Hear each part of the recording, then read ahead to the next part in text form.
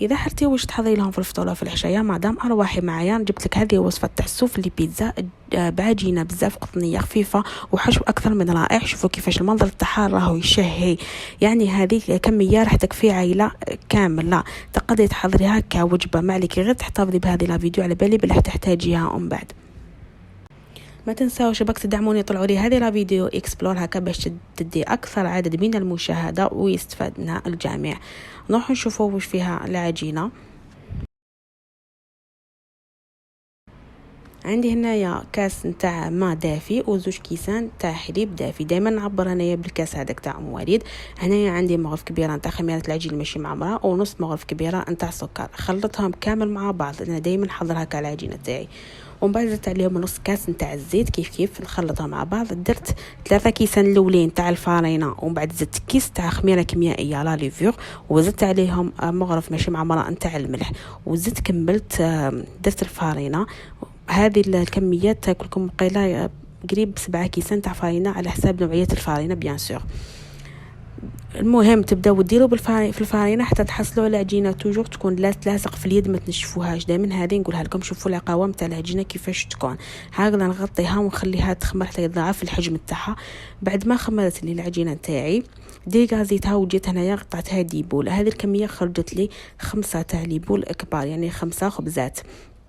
على ذاك قلت لكم الكميه هذه راح تكفي العائله يعني لا بس بها. الا كنتوا حابين تكون عائله صغيره اقسموا الكميه على 2، يعني يديروا كاس ونص تاع الحليب.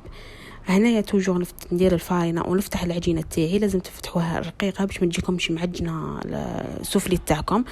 فتحتها هكذا جبت لاصوص طوماط فرشتها كامل. وهنايا الحشو اختياري واش حبيتوا ديروا. انا درت هنايا شويه تاع الدجاج، شويه تاع الزيتون فيلي، شويه تاع المعدنوس، درت الفرماج فانيك فرماج واش عندكم ديروا، فرماج رابي، فرماج ساندويش، فرماج فوندو كيما حبيتوا.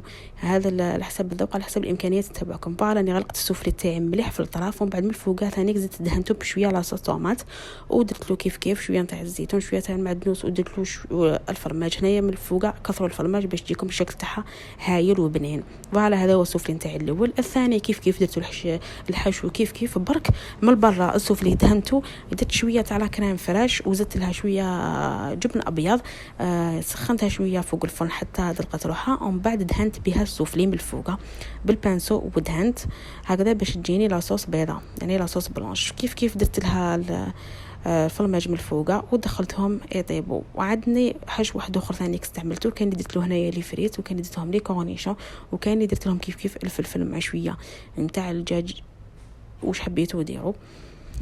بنفس الطريقه كيف نغلق السفلي نتاعي وندهنه من الفوق بلاصوص. فوالا شعلت له من الفوق ومن التحت. شوفوا كيفاش الشكل تاعو شهي داخل الفرن كي يتنفخ هكذا، شهيتكم في الجنه. ما تنساوش دعموني باكسبلور، وما تنساوش